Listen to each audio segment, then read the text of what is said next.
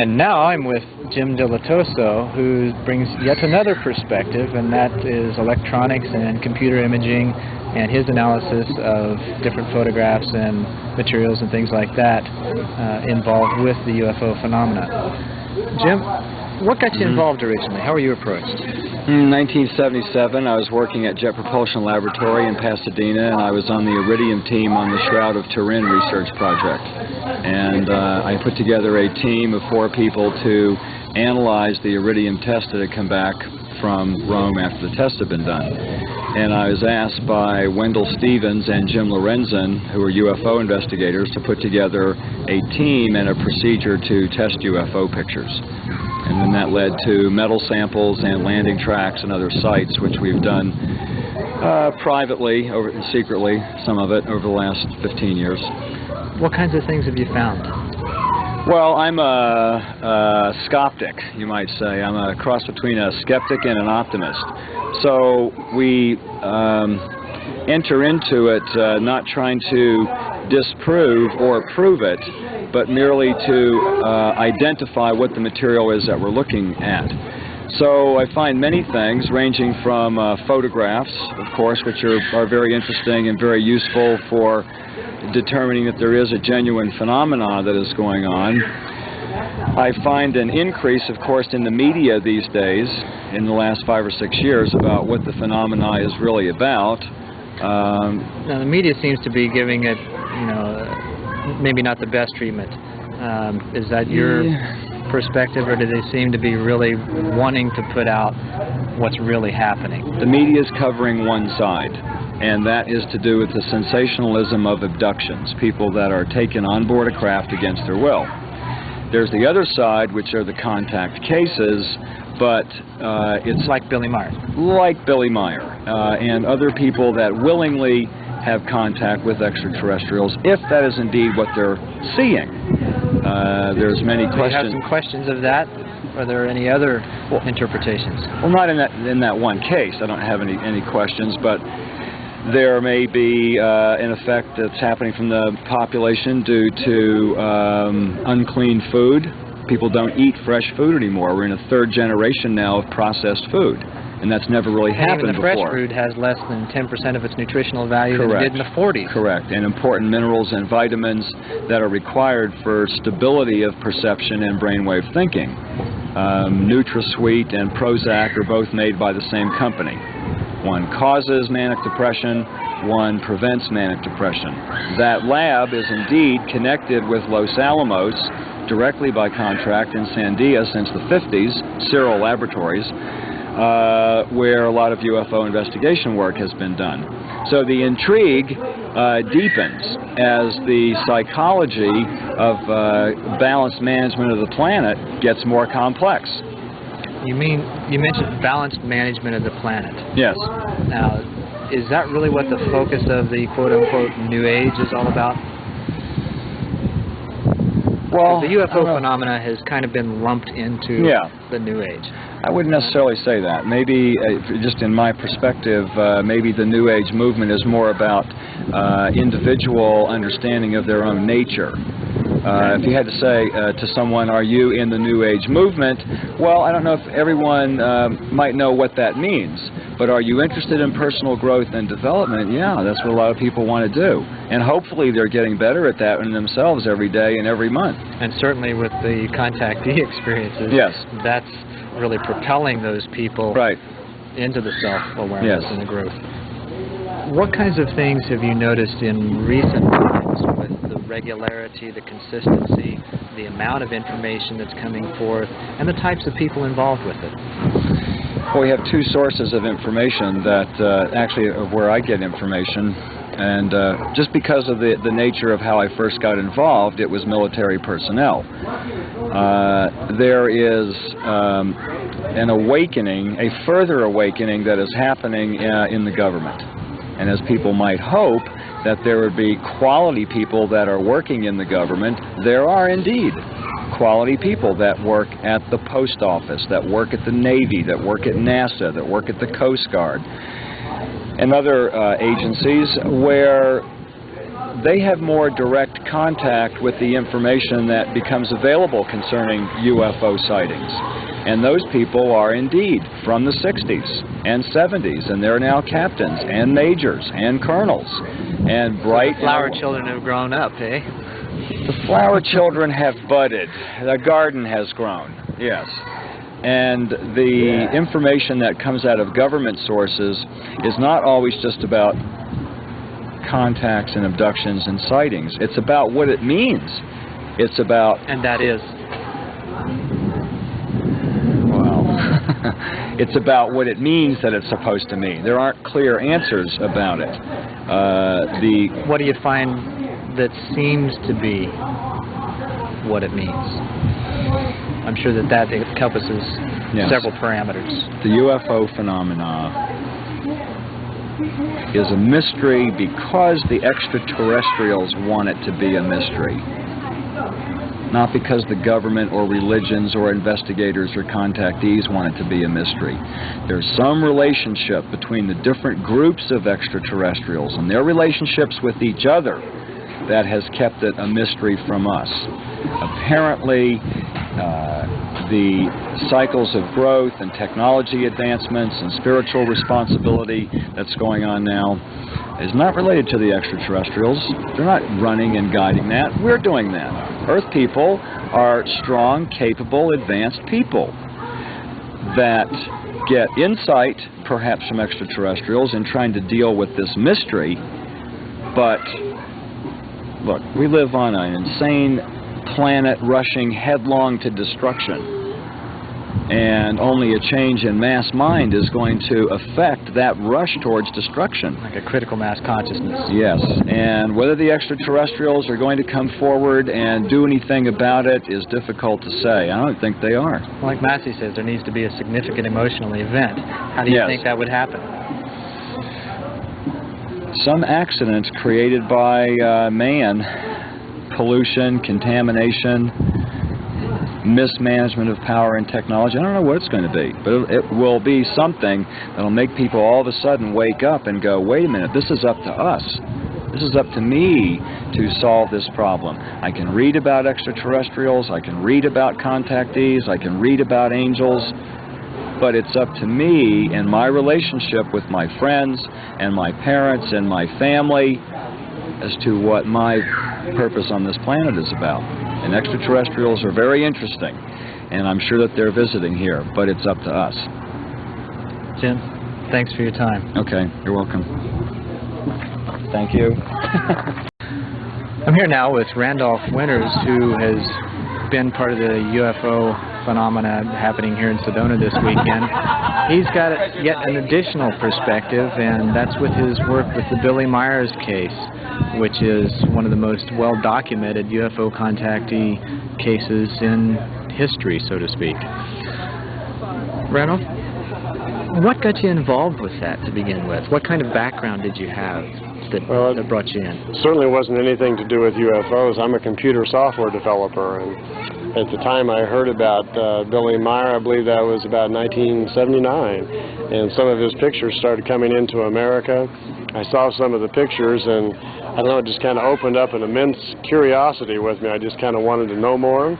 One thing led to another, and for years I wrote letters and tried to contact them to find out more about the information, what's really going on, because I was very intrigued with the idea that if this was real, if there's a man in Switzerland actually having contacts with humans from another world, then I've got a question or two, you know, like a lot of people do. So I wound up, I think my 85, I think, was my first trip over to see Billy, and I went over and to meet him and stayed there for a while. Didn't get to meet him the first trip. I was kind of disappointed, but it turned out I got to know everybody else there, and we became friends. And as soon as I got back home, he called me up and invited me to come back.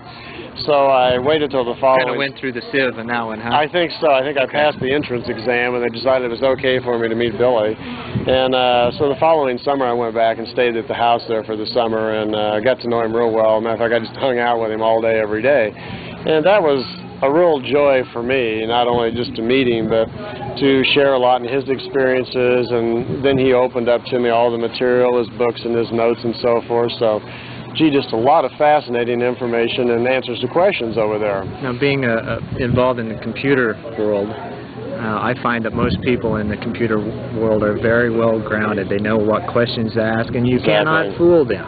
That's right. I take pride. I'm a very logical person, and if it doesn't make sense, you're not winning my vote. You know. I find it a strange coincidence, if you will, that several of the people that I've talked to today are computer programmers, software developers, and so on. I noticed and so that. forth. Yeah, several speakers here are software people. It's interesting, isn't it?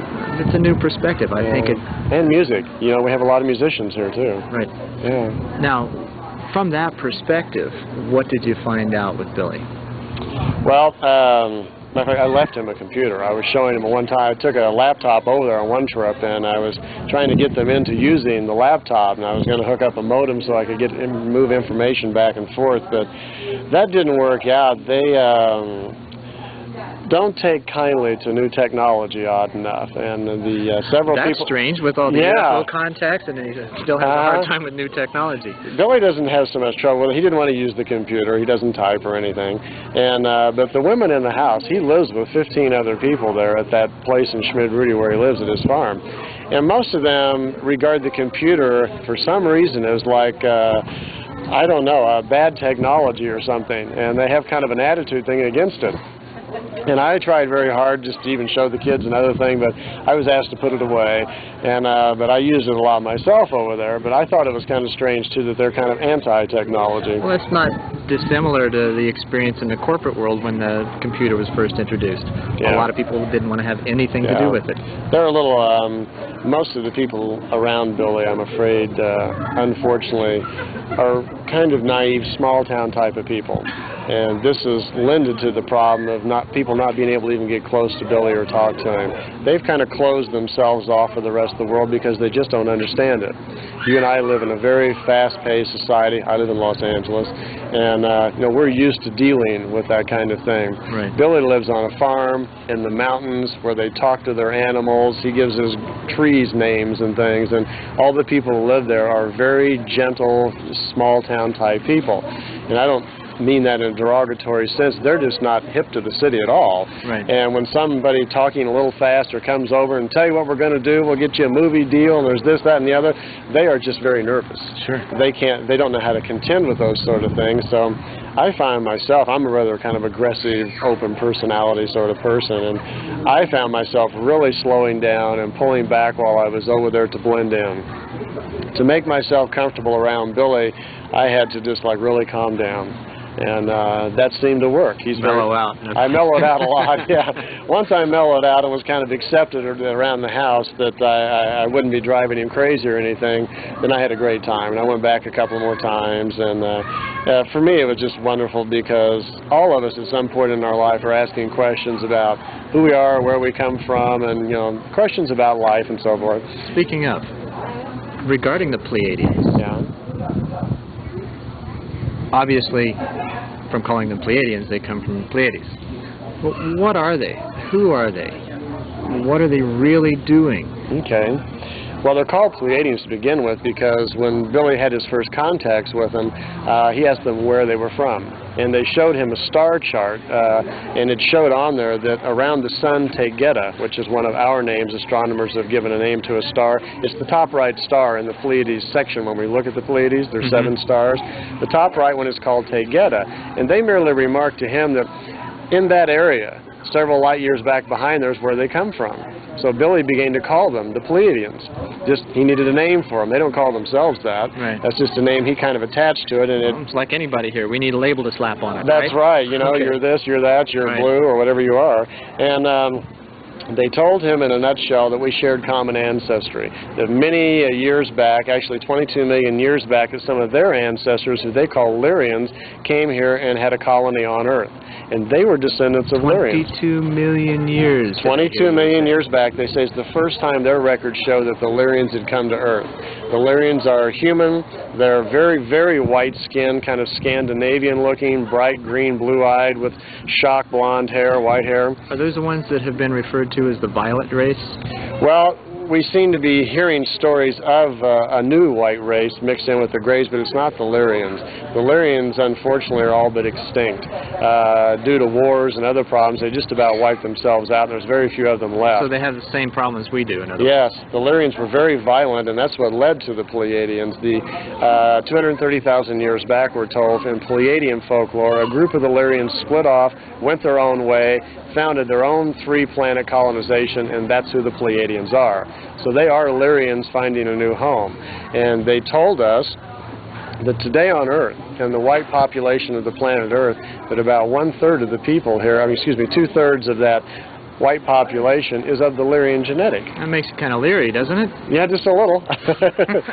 So that's the connection. They kind of look at us like younger brothers and sisters. We have some common ancestry. We look just alike. The pictures I've seen of the Pleiadians, they look exactly like us. There's no difference at all. And so there's like a family connection there.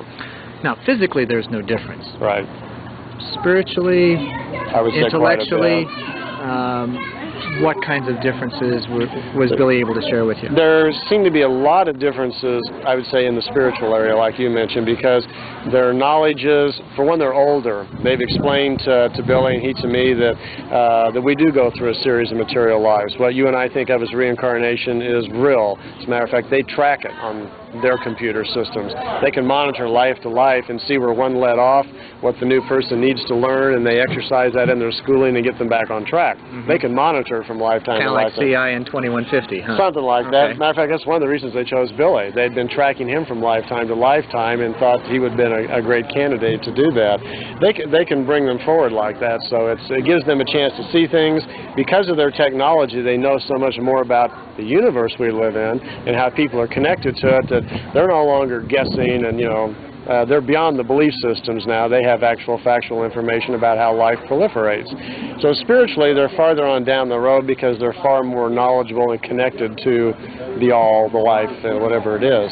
Where we're just beginning to get curious and look into it, and we're out searching. A lot of people are. Where do you see it going in regards to us? I think we're on a really healthy track. Even though we have a lot of problems, obviously, on our planet, that we are, 182 nations in the United Nations, so they're trying to come together with our different social problems, economics, and ideology. It's going to be a real tough time for us to come together. But I see. Do you think it's possible? Oh, yes. It's going to happen anyway. It's just a question. I don't think we have a choice. No, we don't. We really don't. We're coming together whether we like it or not. And I think out of that, combined with the fact that astrologically the Earth is moving into a really unusual time period that's sometimes labeled the New Age or Age of Aquarius like that, it is a fact that physically we're moving into an area that... From a technology standpoint, how can you explain that to those people who have absolutely no idea of the harmonic convergence or anything like that? Two things. If you talk to any astronomer, they will show you that position-wise that the Earth is moving into a particular area where it is closer to the central core of the universe, just proximity-wise. Now, all that really means is that we are getting a greater influx of magnetic waves that feed the life cycle. Now, this is where it gets a little metaphysical, that during the evolution of any particular being, the body that you create, the ability of the mind, the intelligence and everything is based on the material matter that you create. And every person's material matter has a particular vibrational wave. It's oscillating. And as we get closer to a source of higher evolved energy, it affects your body. Just like what astrologers are always claiming, when the planets are in a certain alignment, you'll do this and so forth. Well, the really big clout is when the planet moves into this 2,000-year period where we have this close proximity to this massive amount of energy that created the universe. We're just closer to it. And it seems to have an effect. We'll find out what it is. We just got here. None of us have lived for 25,000 years to see the last one. Right. But for anybody who's going to live for 2,000 years from now, they'll get to see the whole thing. But we're kind of at the doorway right now of this new period where planetary changes, evolutionary changes are beginning to happen. So what I hear you saying is that we're really not going to wipe ourselves out. We do have... We may lose a few. I think Billy told me that most of our problems and loss of population over the next 20 to 50 years, he was told it's not going to really be because of wars, and it's not going to be really because of our problems in getting along. Most of our problems are going to be natural disasters that naturally happen. The Earth is having a birthday, so to speak. Right. It's on a 25,860-year cycle where it goes around, and every time it gets in this particular position, it gets a surge of energy also from this proximity where it's at. And that seems to facilitate natural problems. Things up a little yes. bit, huh? Okay. So he says expect hurricanes like we've never defined them. I know we just had Andrew, and I was noticing even 20 years ago in his notes it talks about the hurricanes in the 90s getting bigger, and then suddenly we get hit by one we would not believe how bad it would be, and there would be tremendous loss of life and property across the entire East Coast.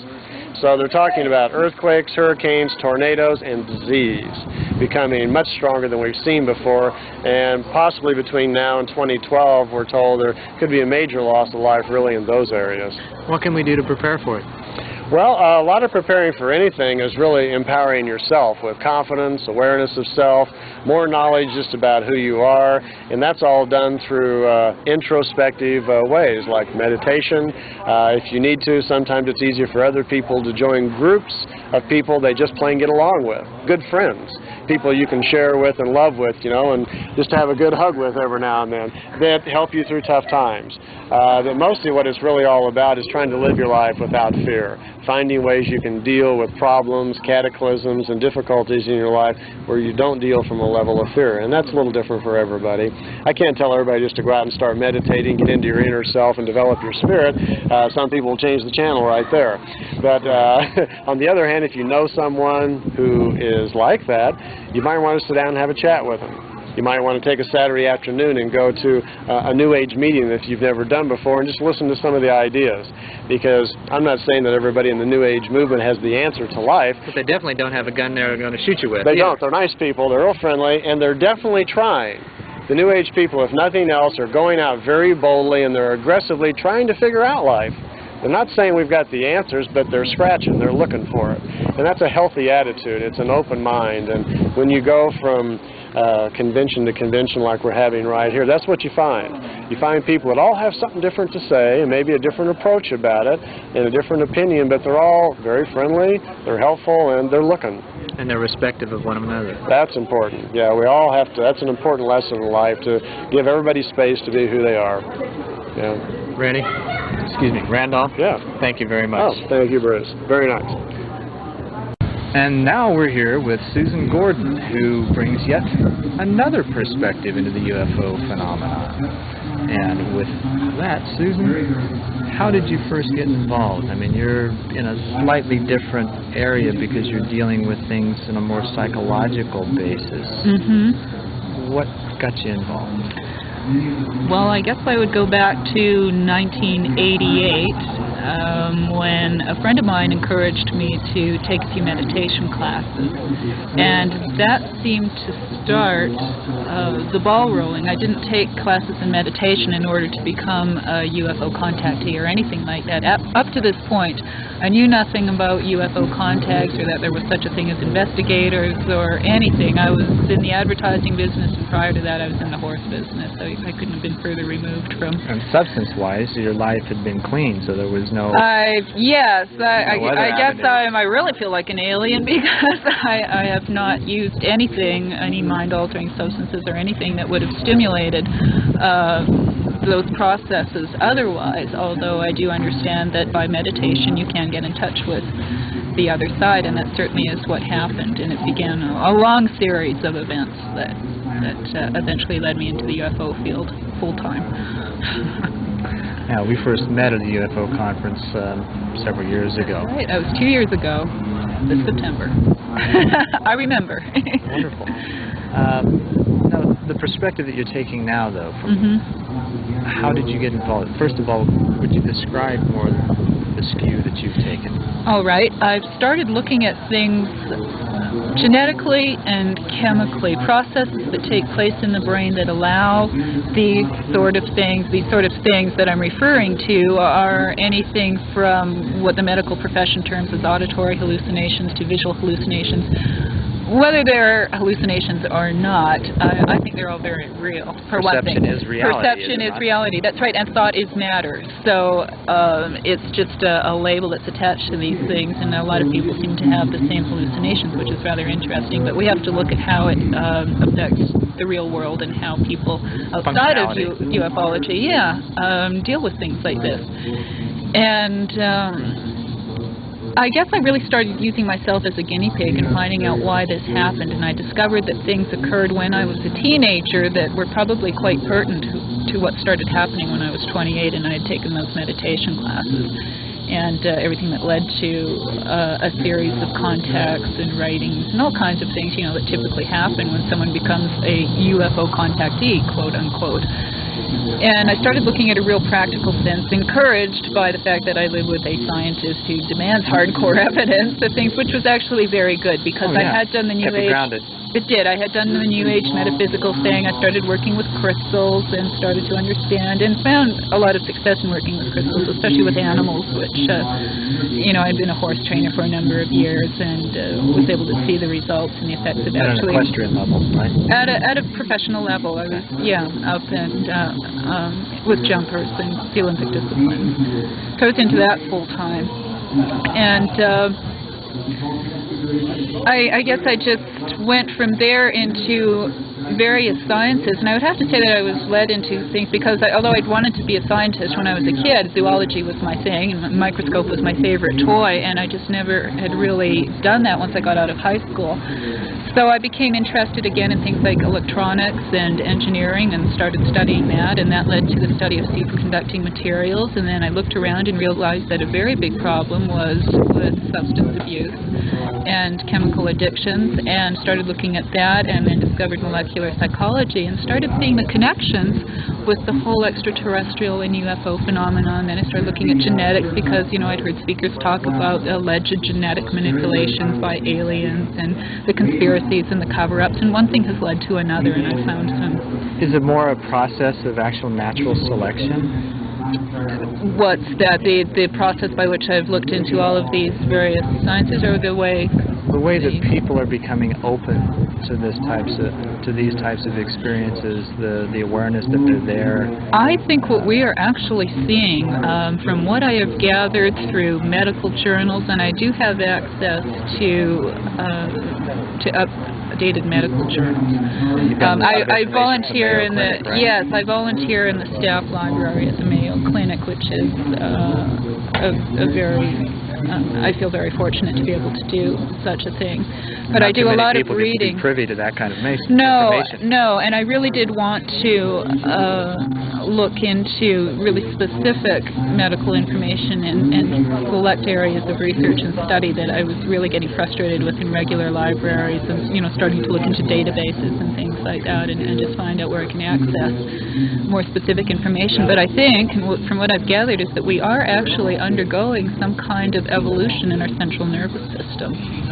And it's becoming more and more on a group level, where we are seeing people get in touch with what has normally been outside of our visible spectrum. Things like orgone energy, or UFOs as unicellular bioplasmic entities, which is an interesting concept as well. An interesting term. Could you explain that? That is, what it comes down to is we are literally living in the microcosm of a gigantic plasma field, where this planet is really not that much different from the cells that course through the veins in our very own bodies. And when you look at that smacks of oneness. You bet it does. That's it. And what it comes down to is an explanation of life. If we're to understand the whole UFO and extraterrestrial phenomena, we have to understand life, which unfortunately over the years has become separated into, you know, the arts or certain sciences, and nobody's really gotten together and unified everything. Yeah, they've all gotten into specific specializations. That's right. It's like doctors going to and they all school. battle okay, with what are you each going to other. specialize in? That's right. You know, and they go this way and that way. And they're stuck there for years, and they end up with a very narrow view unless they are some kind of visionary, which all through history the greatest leaders and inventors have been a combination of many things and generally studied many different sciences and involved themselves in as many different things as they possibly could in order to understand their world and their environment.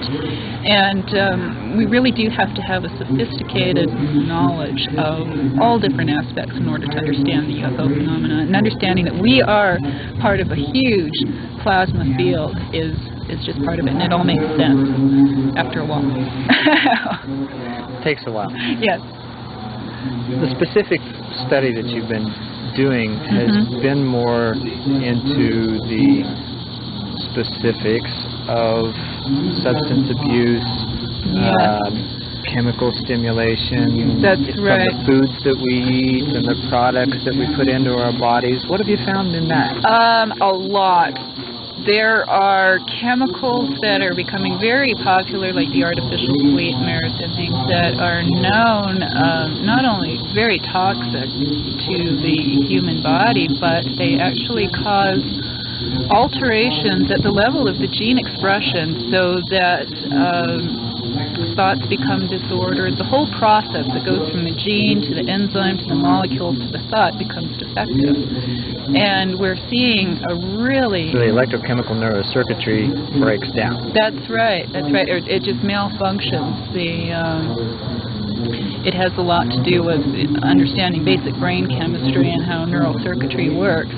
But essentially, if the gene has been tampered with and it's altered, then that entire chain, right, to the thought and the reaction is defective. And what seems to be happening is that large groups of people, for example, I'll pick on manic depression or bipolar affective disorder, including its milder forms, it said that it's going to affect up to 30% of the population, where people will suddenly become very, well, if the first episode is manic, they can become extremely hostile and violent and just do... Well, it seems like you walk down the street in any city, in any location, even in the small towns, people are manic depressive. It's everywhere. It's everywhere. It's alarming. And if you talk to a pharmacist or a doctor that's involved with it, or you go into the professional community where there are psychologists working with younger people especially, because it often starts in the teenage years.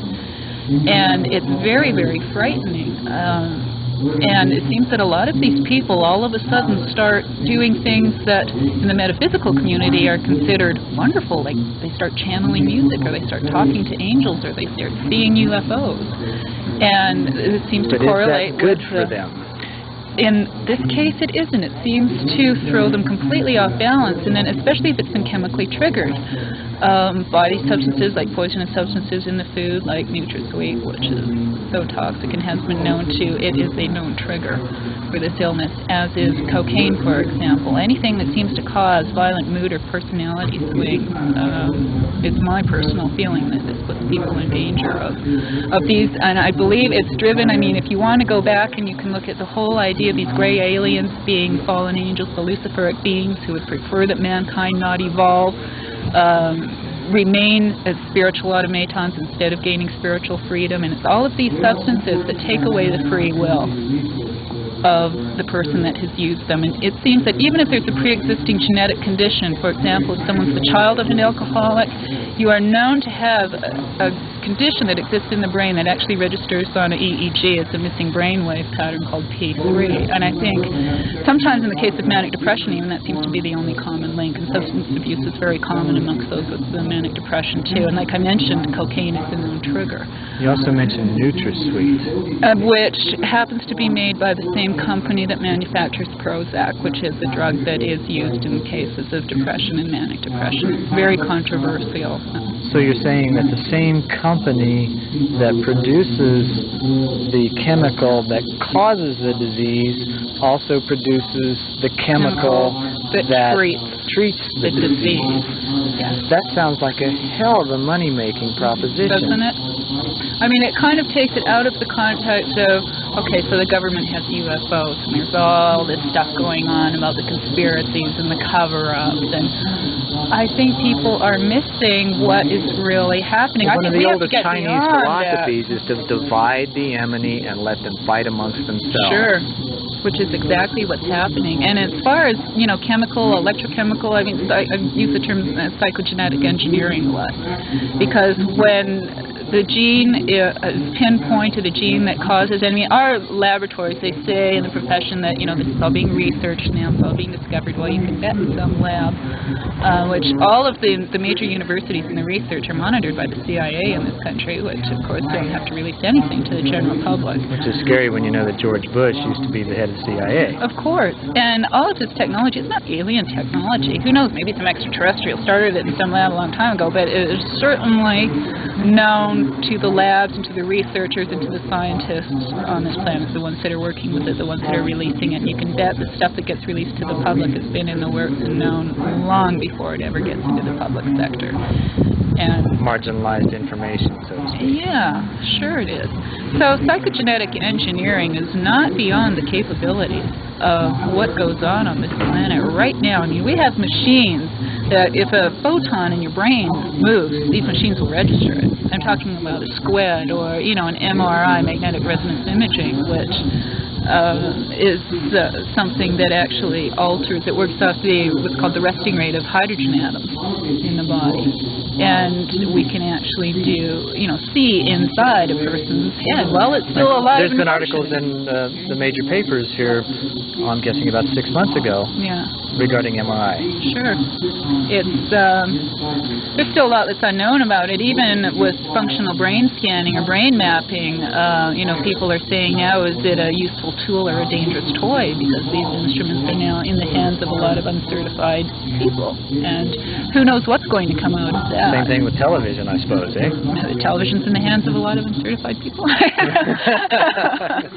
Who? What are they doing over those airwaves? But there's a lot going on that, people are so quick to say, oh, the extraterrestrials brought this in or the aliens brought this in, and they are missing the fact that there are a lot of people. Aren't we responsible? We are responsible. Bottom line, there's a lot of people in a lot of trouble, and it is getting worse every day. And anyone that's working in the industry, in the medical profession, or in counseling, or especially working with young people, they are really feeling that there is some kind of crisis. When I hear people saying, oh, these earth changes are coming up, or so-and-so channel this in 1992 and 1995 are going to be this and that, and I just sit there and go, like, just look at where the problem is. 43% of Americans, for example, are affected by alcoholism, one way or the other.